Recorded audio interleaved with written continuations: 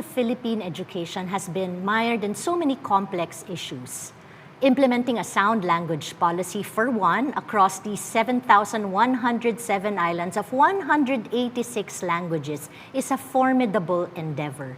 As such, many may argue that our rich linguistic heritage and landscape may be a complex context in teaching and learning English today.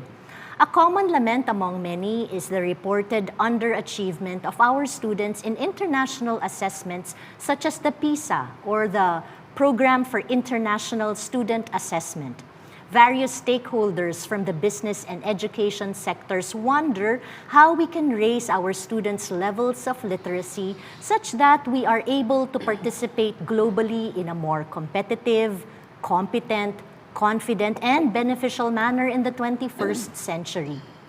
Bilang mga guro sa talakayang ito, tinatanong namin sa aming mga sarili, paano nga ba gagawin ang malayuning pagturo ng English upang makatulong sa pag-angat ng kaalaman, kahusayan, at kasarinlan ng ating mga estudyante. Hello everyone, I am Devi Paez, faculty of the English Department of the Loyola Schools, School of Humanities, Ateneo de Manila University. With me in this discussion today are my colleagues, fellow researchers, and good friends also from the Ateneo de Manila University. We work together as teachers from the same English department, as textbook writers, as fellow teacher trainers. Indeed, fulfilling these various roles have taken on more meaning because of their presence. So here with us is Dr. Marianne Perfecto, Associate Professor at the Ateneo de Manila University, and she has also served as the Ateneo Center for English Language Teaching, or ACELT, and as a Commission on Higher Education, or CHED, consultant. As a teacher, trainer, and educator, Marianne has worked with secondary and tertiary teachers in the country and the region in the areas of materials and curriculum development and language and literature teaching. Joining our discussion also is Dr. Suarez, the current Executive Director of ACELT, and she is also a national trainer and consultant for the Commission on Higher Education, and as well as for the British Council. She has trained teachers, academic managers, and various professionals from within and outside the Philippines. She has also published textbooks and other learning materials for the basic education and higher education levels.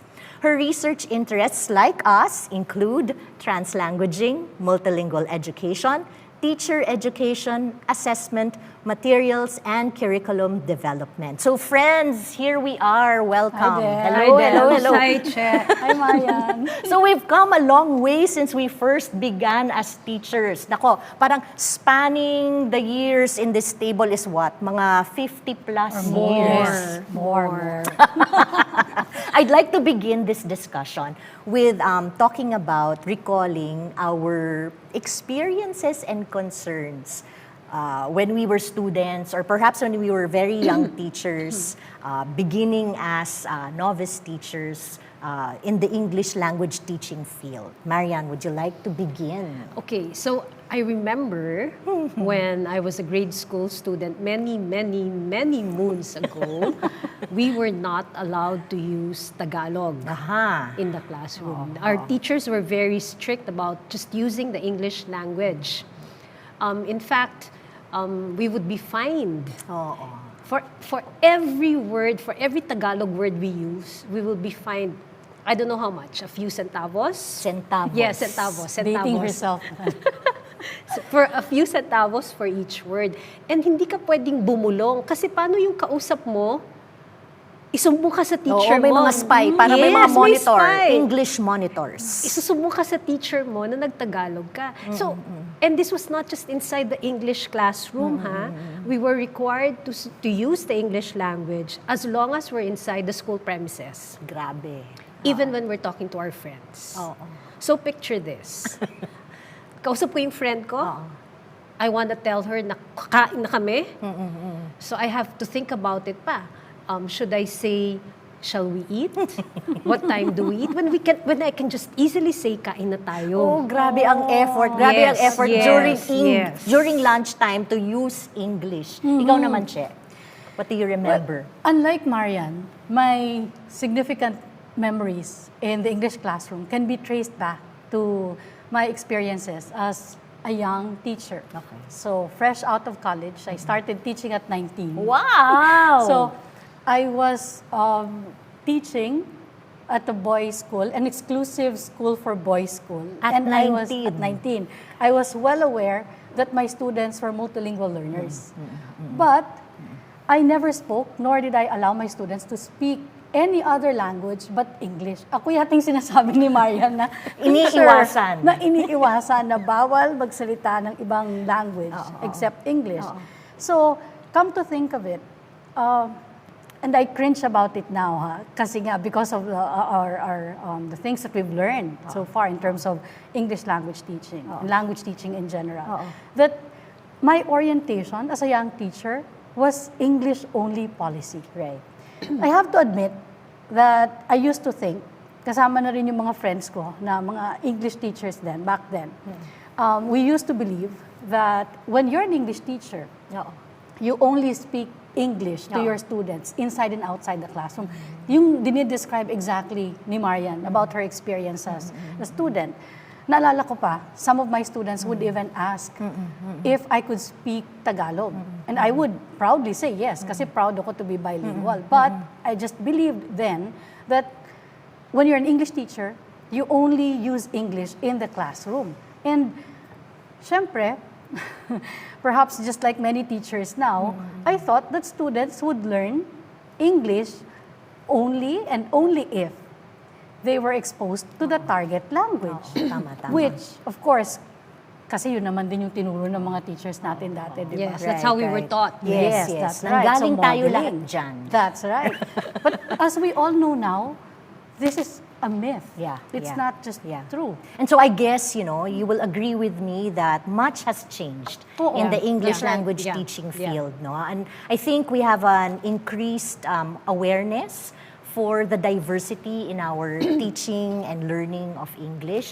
I think we are also more appreciative of the culture in which we teach, That's no? true. Parang yung mga teaching styles ng mga English-only policy teachers, parang hindi na siya angkop Yes, ngayon. definitely. Parang hindi na siya nagre-respond to the needs of today. But I have a meta moment. I'm struck by a meta moment.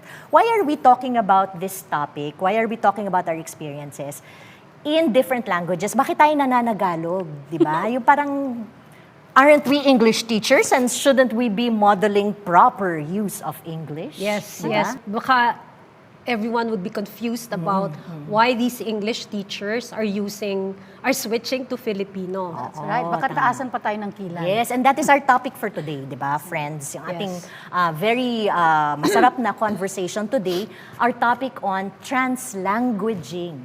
Parang napaka-complex and intimidating ang term, pero with us in the English department, sanay na tayo at marinig at magamit yung term na yan. But maybe we cannot assume that many teachers are familiar with the term translanguaging. So like a research paper, let us begin with the definition of concepts.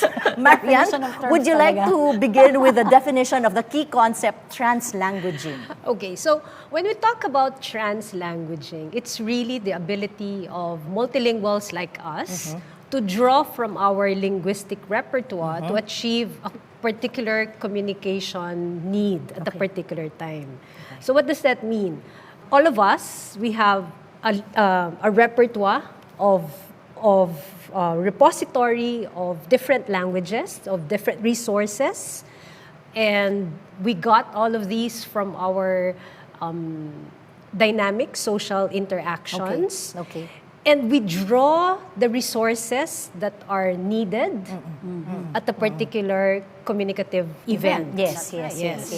So, for example, ako, I have Filipino, I have English, I understand a bit of Bicolano, I understand some words in Bisaya, and I would like to think that I understand some Korean words a Korean bit. Talagang kailangan may pasok yung topic na yon. And so I select features from my linguistic repertoire that I will use to convey the meaning that I want at a particular time. Okay.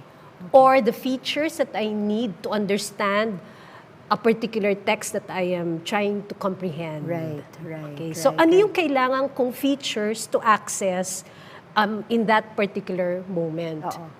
I'd like to just quote Ophelia Garcia, one of the many proponents of translanguaging. Oo. Kailangan may quotation si Marianne, valedictorian. That's right. Pero hindi na po mamaya, salutatorian. Kasi kailangan ng source, di ba? That's right. Kailangan may credible source. Okay, Ophelia Garcia. So, the notions of first language and native speaker and our traditional labels of languages like French, Spanish, Filipino, they're actually just socially constructed labels. Okay. So, Languages as socially constructed labels. Yes. So they're just labels to describe the language practices of multilinguals. Pero in the multilingual mind, okay, in the multilingual mind, there are no clear-cut categories of these languages. So kumbaga, it's just one repository and it's all there. Yes. Ganda. It's not like the multilingual will say, I'll use muna this French or this English. So in a multilingual's mind, the languages are all there, active and fluid. Yes. So what we actually do is we consider the context, we consider the purpose, and then we select the features that we will use in that particular moment. What is appropriate or purposeful at that moment? So, should I use English, Filipino, or Chavacano? But when we communicate, we just draw the resources that we need so that we can convey the meaning that we want to convey. Or we will understand the text that we want to understand. And the multilingual does this easily. Yes, No? very Yes. naturally. Very naturally. Yes. So, for example, okay, when we get together in the department, and I get together with our friends who are also K-drama lovers, Yan na, laglagan na. and we talk about K-drama and we want to bond, it's very natural that we would use some terms, diba? So for example, when I say, he's my number one oppa, Nako. so, you know that this refers to a Korean actor and not a Filipino actor. Right. Because it's the context. Right. Or sometimes in one sentence, I'd begin in English and then I'll end in Tagalog, diba? Which is what I did now. Right. Okay?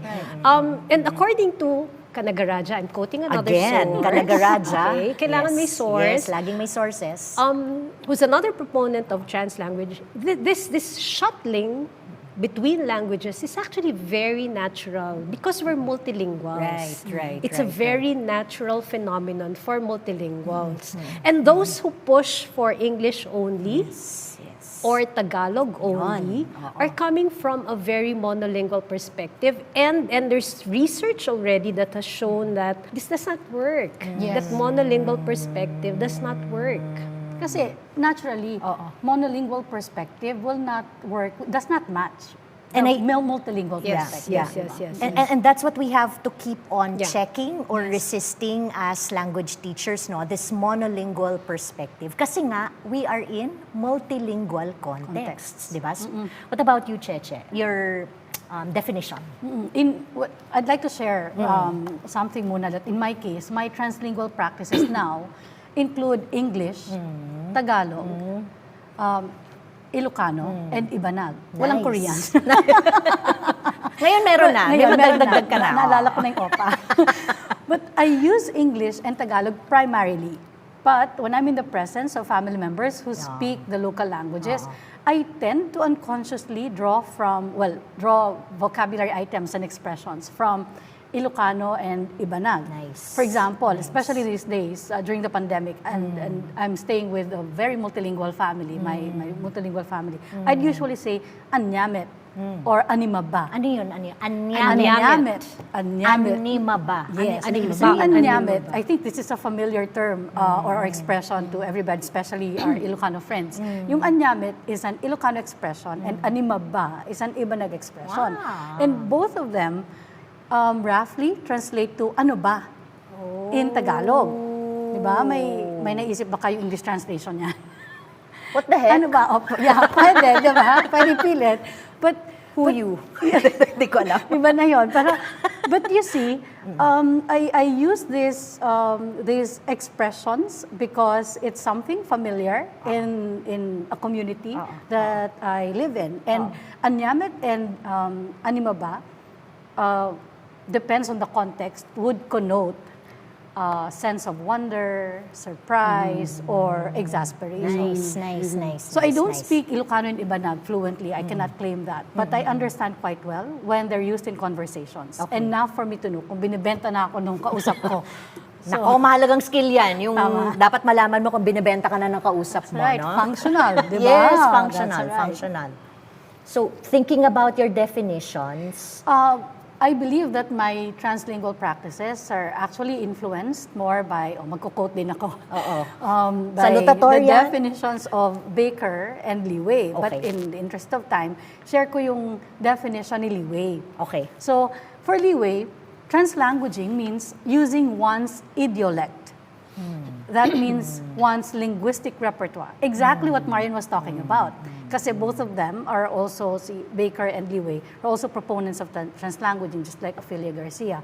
But this idiolect, we use this without regard or for socially and politically defined language names and labels. Aha. Kasi yun nga, Tagalog, English, French, Korean, what have you, these are political names, Social constructs. social constructs. So, the translanguaging without regard for those social constructs. That's right. So when we're multilingual speakers and we're translanguaging, kaya gaya sabi ni Marianne, meron lang isang repository Yeah. of all of these linguistic items. Oo. So when we speak, nawawala na yung boundaries. Right. Wala nang walls that would separate one language from another, just like what we're doing now. Right, The right, way right. we switch between English and Tagalog Right. is very spontaneous. Yes. It's very very natural. seamless. It's very seamless. seamless. Right. That's the word, no? That's right, seamless. So, this is a reality common among multilinguals. And that's what we need to accept. So, this is our reality. This is who we are. So, if we know and use at least two languages, hindi tayo dapat mahiya to speak Right. both languages. Right. Especially if our listeners can understand the languages that we speak anyway. And we share it with And we them, share no? it with them. Oo. So ito, hindi ako nahihirapan na, ay, English lang. Ay, Tagalog lang. Kasi you both understand, however I switch from English to Tagalog or vice versa. Right, Di ba? right, Kasi right. nagkakaintindihan tayo. Right. And that's how it should be because this is our familiar habit as multilinguals. So, as teachers, sana our students will not feel bad about speaking these different languages. Right, so, right. kung saan sila comfortable in expressing themselves, then so be it. Kasi nga, di ba, our language is part of who we are. It's part of who We we use are. language to make sense of the world around us. Yeah. Diba? Ang ganda niya, no? That's a very significant point. We use language to make sense of the world around us. And as multilinguals, we have all these different languages Yes. to make sense of the world around us. But I'd like to raise this question, no? And I think that code switching is a more familiar term. Parang at this point, I'd like us to clarify how code switching is related to translanguaging. So, sige, let me focus, because there could be various definitions of these different concepts. But let me focus on what we do as teachers. So, in the context of pedagogical practices, or pedagogical translanguaging, code switching refers to relatively short switches from the official language in the classroom, which is the medium of instruction, to a more familiar language that the learners know. And then, of course, translation is a repetition by a teacher of a lesson content or an instruction in the learner's home language. Okay. Form your line. Wait. Pila na kayo? So, add ko lang. Translation. Yes. Add ko lang, Na-excite ako. So add ko lang, no? There's another school of thought That's right. that argues that these concepts, that Code code switching. switching and translation are different from translanguaging. But for now, we will look at code switching and translation as forms of Translanguaging. translanguaging. That's right. Kasi mahaba-habang usapan Yes. pag pinuntahan natin yung That's Yeah. right. different siya That's one from whole translang- paper. Oh, yeah. So as what we're saying, Okay. di ba? In translanguaging, either code switching or translation, which of course is a common linguistic behavior among bilingual and multilingual speakers. For our students, especially here in the Philippines, imposing, expecting, and requiring our students to speak only one language in the classroom is rather oppressive. Diba? Oppressive. Hindi makatarungan. Hindi makatarungan. To tell you honestly, kaya medyo guilty din ako. That's why I'm so into this research. Nanggaling tayong lahat dyan. That's right. Nanggaling tayong lahat. Coming dun sa- from guilt. That's Try ganyang to pay for paradigm, your diba? sins, Yes, That's atonement, right. atonement. So, di ba, kasi I only realized this now doing our research projects and my graduate school readings that a bilingual or multilingual classroom must not adhere to monolingual perspectives. Kaya yung in-emphasize ni Marianne kanina. So that means that the linguistic repertoire of our students must be seen as a resource rather than an obstacle or a problem. Imagine, really, di ba, it's such an effort to require a multilingual to use just one language in the classroom all the time. Oo, ako man. Masakit sa bangs, ha? Masakit sa ulo. Buti na lang may bangs ka ngayon. Buti meron. Yung using English, straight English 24/7. I mean, That's even right. as a department, even as an English department, we don't conduct our meetings in straight English. right. Ang sakit nun, ha? Parang ang hirap, masyadong effort. Because we're not monolinguals. Right, that's right. So through the definitions you've given, we've established that we are multilinguals. We are multilingual teachers teaching English. So, Teaching multilingual students. teaching multilingual students. So kailangan i-acknowledge yan, ano? So, how is this translanguaging practice beneficial? Let's go to that explicitly. How is translanguaging beneficial to teaching English today? Okay, so there's actually a lot of research that's been done on that, but I'd like to share the research that's been done by our friends. Because Love it's in your the own. it's in the local context, and that's very important. Yeah, So this is research that's been done by Devi, by our friends Dr. Len Canilao and Dr. Robin de los Reyes, and according to their research, translanguaging actually served as a mediating tool between and among the teachers, the students, and their tasks. So what this simply means is that translanguaging is used to facilitate Yes. the learning of English. Yes. And this is also what I found in the study that I conducted. This is a study that's part of a bigger study that I conducted with friends. I do research with friends lang. Ay, tayo Mas lang din masarap, yun. mas masarap. Diba? Ay, Research tayo lang with din. friends, yes. So it's research that I did with Devi, Dr. Len Canilao, and Dr. Isabel Martin. The usual suspects. The usual suspects. So we investigated the teaching of English in the context of the mother tongue-based multilingual education policy. And we looked at how English is taught in grades 3 and 4.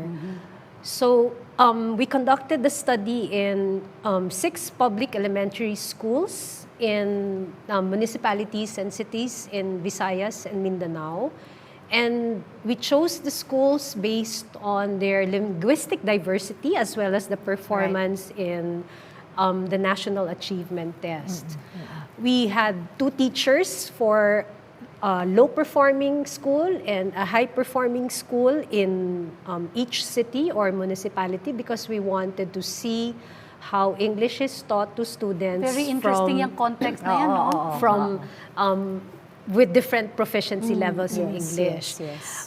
We collected data using interviews, classroom observations. We went to Exciting these to different observe those schools. At nag-food trip din kami. and stimulated recall. We also used that. Now, the findings from our study revealed that the teachers practiced different strategies Yes. and they used at least three Galing, no? languages. So it's English, Filipino, and the mother tongue in Very in the multilingual. English classroom. So one of the strategies used by one of the teachers is direct translation. So you define direct translation, no? So here the teacher would say something in English, a word, a phrase, or a sentence, and then immediately translate it into Filipino or the mother tongue. And the teacher would always say, ibig sabihin. So for example, in the class that we observed, the lesson that we observed, the teacher was reviewing the lesson on, the title was kite flying. It was the lesson from the previous day. Magkasama tayo, no? Yes. Kwento mo sa akin yan, Marian. Sige, kicheche ko lang ako. So in that lesson, the teacher started with a question: has anyone here flown a kite?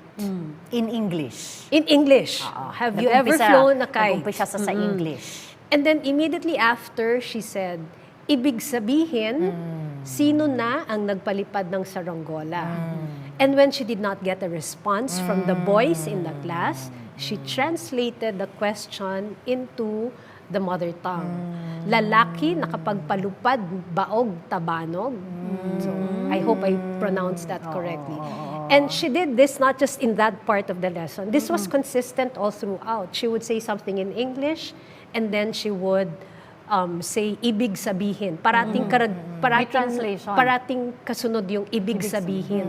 Kasi nga, yung ganung klaseng teaching experience, yung you ask a question and a follow-up question, tapos it's met with silence. It's very, very disconcerting. Di ba? Yung parang, oh gosh, anong gagawin ko? But the attentive teacher, yung madiscarding teacher, aware, yes, yung very attentive teacher will know how to adjust to the student's needs, no? Yes. And napaka-natural nung pag-shuttle niya among languages. Kasi it's English, Filipino, and the mother tongue. So it was very natural. And I talked to her about it afterwards. And she said that she knows that she's supposed to use English. Because it's an English class. And they have an English-only policy in the school. Up to now. When was that, di ba? They're supposed to use English as a medium of instruction. But she said that she had to use the local language and Filipino because she did not want to exclude her students who did not understand English.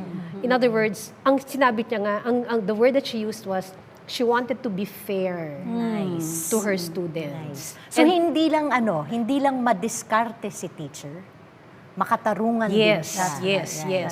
Yes. Dagdag ko lang, this was confirmed by another teacher in another school who used a different strategy, this time code switching naman, the one that you talked about, Cheche.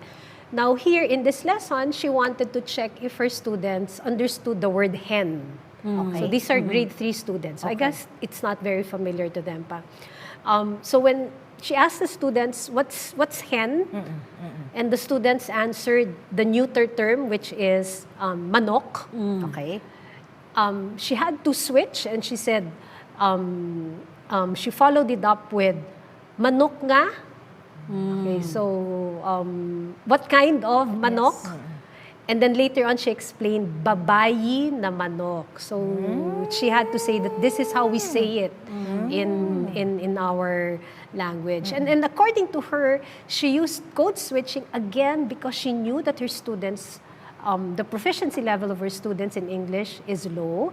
And if she only used the English language, they wouldn't understand what the lesson is all about. Yeah. That's right. So, kakausapin lang niya yung sarili niya, di ba? That's right. And so I think there, Marianne, parang I gleaned from your sharing yung scaffolding na Yes, she ginawa ng actually teacher, used no? the local language to scaffold That's right. the learning of the students. And that's a very helpful teaching practice, yung magbibigay ka ng tungtungan. Tama ba yun? Hagdan, Scaffolding. mga hagdan. Oo, yung ginagabayan mo.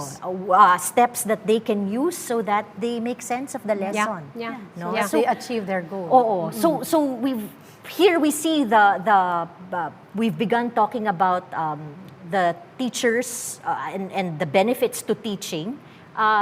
We've already, I think, crossed over to yung mga students naman. That's right. How is it beneficial naman to students to use translanguaging? If the teacher uses translanguaging, what do the students get out of it? Well, a lot. Yung kagaya ng sabi ni Marianne, in terms of the benefits for the learners, marami na ring research that talk about advantages of Okay. using translanguaging in Okay. the classroom. Okay. But I'd like to focus on what Baker also shared Okay. on this particular topic. And he found in one of his studies 4 different benefits for the learners. One is, it may help the development of the weaker language. Kasi nga, just imagine teaching the students an unfamiliar language and using yung scaffolding tools, strategies that were mentioned earlier by Marianne, to learn another language. So you use translanguaging to help students learn another language, so that's one. It may facilitate homeschool links and cooperation.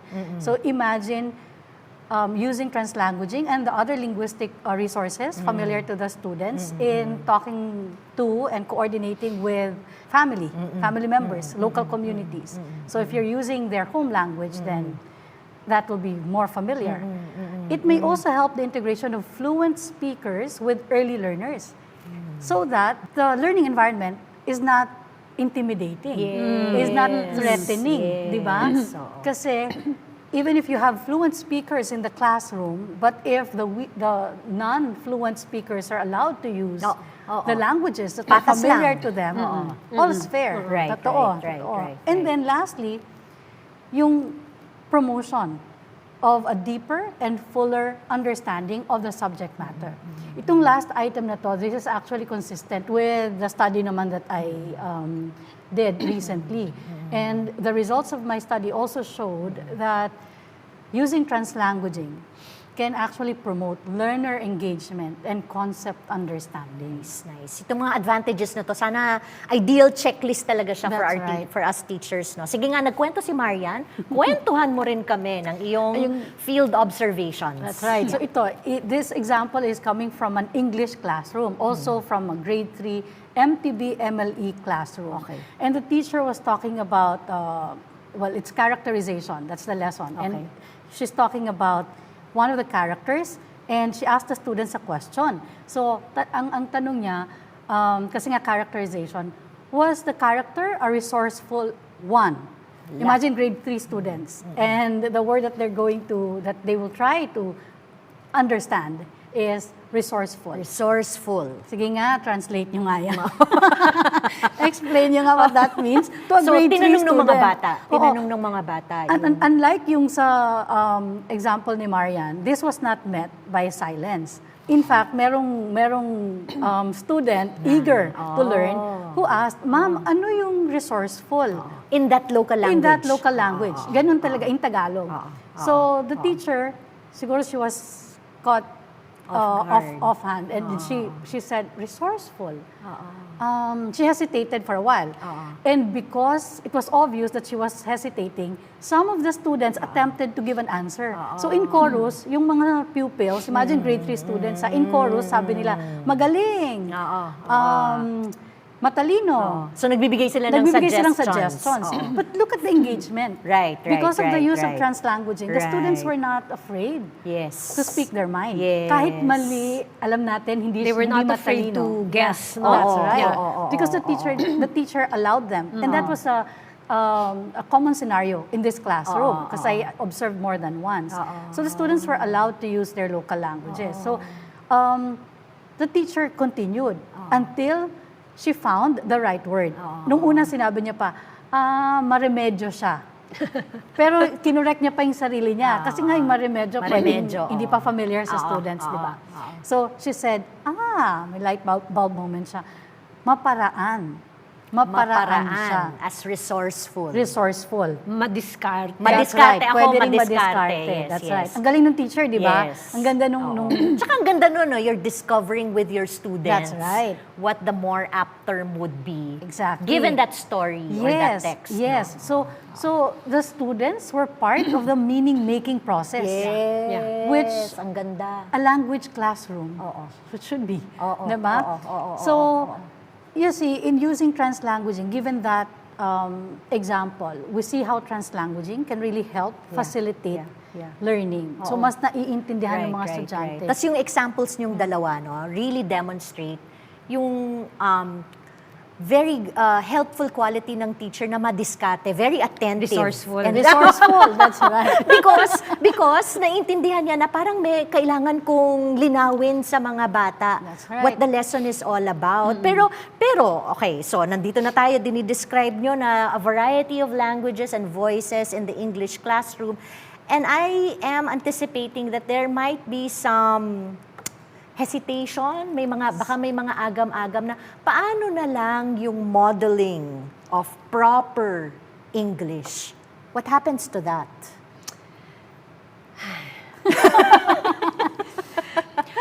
What is meant by proper English in the first place? Yon.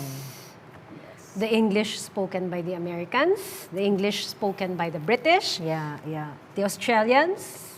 With matching accent? I Ang could go hirap, on and on and on, diba? We might have forgotten that even within British English or American English, there are also varieties. So, Right. what is this proper English that we're referring to? Right. And to refer to a particular type of English as the standard English or the proper English is actually an injustice to multilinguals like us. And I That's want to right. repeat that it's an injustice to multilinguals like us. Hindi makatarungan. Yes. Because it disregards our multicultural and our multilingual heritage. So the languages that our students bring into the classroom are part of who they are. And so if we tell them na bawal silang gumamit nung language na kinalakihan nila, the language that they have been using since They were born. It's actually telling them, leave who you are outside the classroom and take on a new identity. Diba? Kaya ayaw mag-recite. Right. Kaya natatakot. Diba? Kaya ayaw mag-participate. Kasi natatakot na baka pagtawanan Yes. or dahil hindi nila maintindihan yung lesson. Yes. It could be also na they're not interested anymore. Hindi ko maintindihan eh. Bahala That's kayo right. dyan. Exactly. Diba? English ng English yung teacher. English ng Hindi English. naman ako Parang naintindihan. hindi naman ako pinapakinggan. Parang wala naman akong contribution dito. Di kayo na lang. Yes. And there's resentment also. Yes. Diba? Yes. Shame, resentment, all of these things. Pero, babalikan ko ha. Kasi nasa-sense ko baka malakas at malaki ang agam-agam ng mga novice teachers. Yes. Or even those who have really established their teaching career in the last Veteran teachers. 25 years like us. Paano yung those who argue for language purity, yung kailangan i-maintain ang standards ng English through straight English all the time, English only. What do we say to that? Hindi nga pwede. Huwag tayong makulit. Because Nire-raise ko lang hindi ako. Nire-raise ko lang yung possible we are agam-agam. multilingual speakers. Right, Yeah. yun. So kung pure and straight English all the time, that's for monolinguals. That's And a I guess for monolingual any perspective. language, no? That's right. Pure Filipino, pure Pure, English, yes, that's straight right. English, straight French. Ang hirap. That's right. So translingual practices recognize the multilingual teachers and students, and that we, as teachers and our students, have various linguistic and semiotic resources. Yun nga yung sinasabi ni Marianne. And that these can be used as learning and mediating tools in the classroom. Okay. Friends sila. Friends sila. Friends sila. Friends itong mga languages na to. Hindi sila dapat They're not hindi in nag-aaway-away. Magbabarkada sila parang tayo. Tama. That's right, Correct. that's Correct. right. Ang ganda nun. Yes. They're not in opposition. Our languages are not in opposition. Yeah. Yes, they are there to help, to aid the teacher Nice, in nice. helping students to learn. Diba? So, by using translanguaging strategies, we teachers make teaching and learning in the classroom more efficient. Yeah. Right. And, kasi nga, it's more natural. Yes. And we empower. And we have to emphasize that by doing that, we empower our students to participate more actively in the language learning activities. But there's a caveat here. Okay. Given that we're all teacher trainers. Oo, Di ba? Just because it's common for multilingual speakers to mix their languages in the classroom doesn't mean that we can do it anytime and any way we want. Yeah. Kasi nga, research also tells us that translanguaging in the classroom, so that's pedagogical translanguaging, must be used deliberately and judiciously. Pedagogical translanguaging. Yes. So, hindi siya pwedeng anything goes lang in the classroom. Okay. If it's used for pedagogical purposes, then it must be planned as much as possible. That is why it is crucial to have teacher training on the use of translanguaging. Important ang ACELT. That's right. Sabi ko na I read your mind, di ba? Importante. Just like, this is what we're doing now in ACELT. So, teacher training talaga teacher is key. That's right. We need to be trained attentively as teachers on how to use translanguaging as a pedagogical tool to empower our students and so on. So, having discussed the benefits of translanguaging as an instructional or pedagogical tool, so yung may nagsasabi na, sige, try natin yung translanguaging na yan. We come to the part in our research paper called implications. Tama, nag-umpisa tayo sa background of the study kanina. So what are the implications of using translanguaging as a pedagogical tool? What must we as teachers unlearn? Kung may learning, kailangan may unlearning. Okay. One of the first things that we have to unlearn is the idea that proficiency in English is a good measure of intelligence. We're very familiar with this. People are shamed because of how they use the English language. I remember there were videos of Manny Pacquiao's post-fight interviews. Yes. And the interview portion of Miss Universe candidates or candidates in the Miss Universe pageants. They would go viral because of how they answered the questions in bulok English. And people will criticize them, ha? People would say na, ano ba yan? Ang bobo-bobo mag-English, ang bulok-bulok mag-English, ang bobo-bobo. Ang sakit, di ba? And unfortunately, rather than respond to the idea or the message given by the one who makes an effort to use English, they are judged quickly kasi nga, wrong grammar, pangit yung pronunciation. Because nga we perpetuated that idea na pag hindi ka magaling mag-English, bobo ka. Okay? Di totoo yun! True. And that's what we tell our students na at naman the ako. beginning of our Yes, of our school year, di ba? And so, our students, because they've been conditioned to think this way, when they go inside the classroom, thinking this, anong mangyayari? Ayaw na lang nila mag-participate kasi pag narinig ng classmates nila na mali yung pronunciation, hindi American accent. Yes. At yung magaling mag-American accent, feeling ng mga bata, siya yung pinakamagaling at That's pinakamatalino. Yung pala, niloloko Which is a fallacy. Which is a Yes. Another fallacy. myth. Yeah. Something to unlearn. Yeah. Right. So they end up not participating at all. Right. Diba? What we have to remember is that when they cannot speak good English, they're not bobo. Yes. They're not bobo. That's right. And I agree. Lalo na, kasi nga, yung sinasabi ni Marianne kanina in terms of perpetuating that kind of thinking, sometimes in the classroom, if the teacher has established, diba, the kind of English that the class is going to use, for example, American English tayo. With This American is- with accent. Oh, sorry, I cannot affect an American accent. Ito ng sakit accent sa ko, bangs. Philippine English. Diba? And then, the teacher will start policing wrong grammar. Yeah. Yes. How do you imagine the classroom to be? Diba? Quiet. Quiet. Hindi masaya. Hindi masaya. Hindi maingay katulad natin. Yes, right.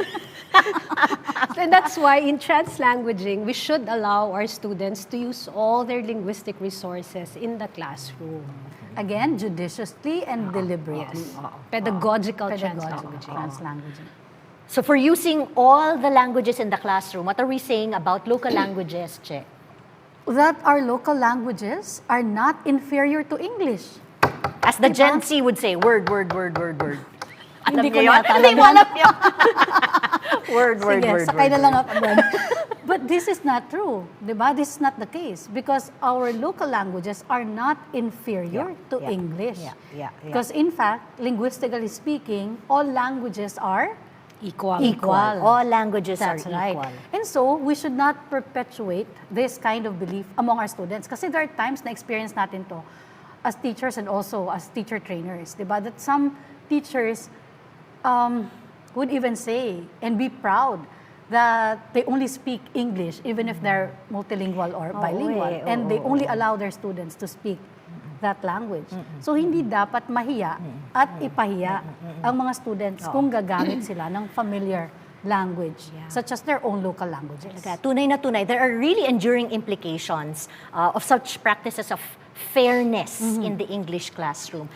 We need to unlearn how we are talking all the time. Yes. Diba? So that we allow our students to develop really engaging discussions that interrogate, explore, and so on. Diba? Yung really developing ideas that have meaning. Yes, diba? yes. And so another idea that we have to unlearn is that English language teaching is not just about teaching correct grammar or correct pronunciation.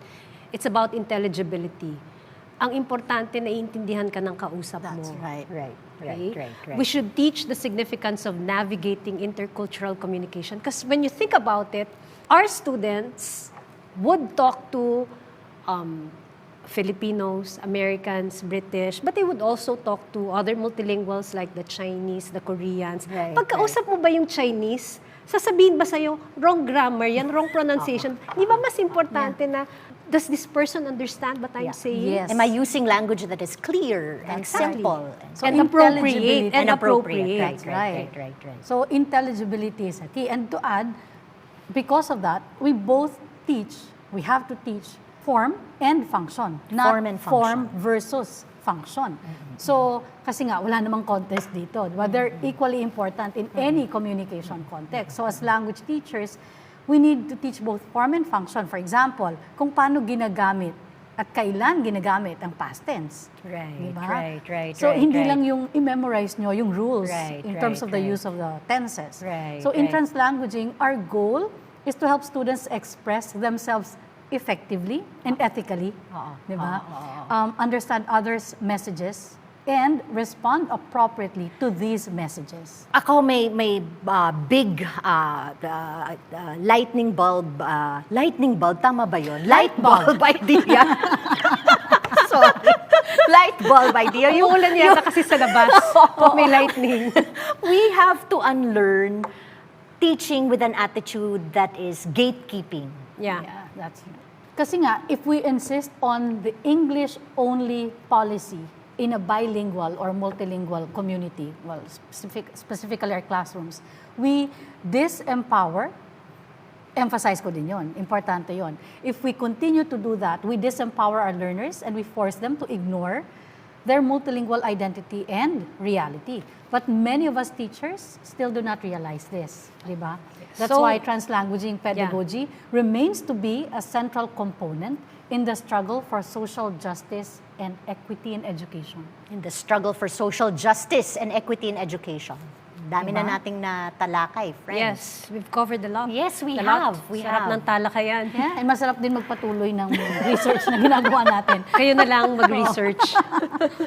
So, thank you for your insights and expertise and knowledge. I think we hope that the discussion points we have raised will affect ripples of change in the big and small ponds we try to stay afloat on, ika nga. So, here, friends, ideas that we need to mull over, talk about, and act on.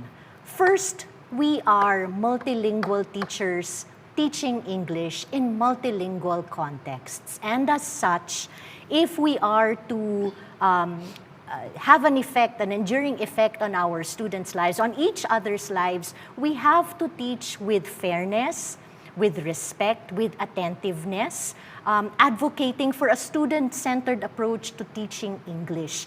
And if we fail to do that, then we may fail to achieve our goals of inclusivity.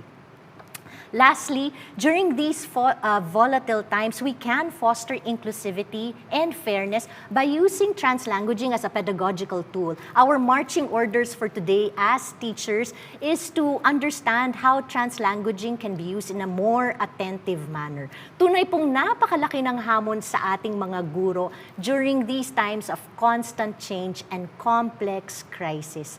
So harapin po natin ang ating kinabukasan bilang mga gurong makatarungan, madiskarte, at may paniniwala at pagtitiwala sa iba't ibang tinig at boses ng ating mga estudyante.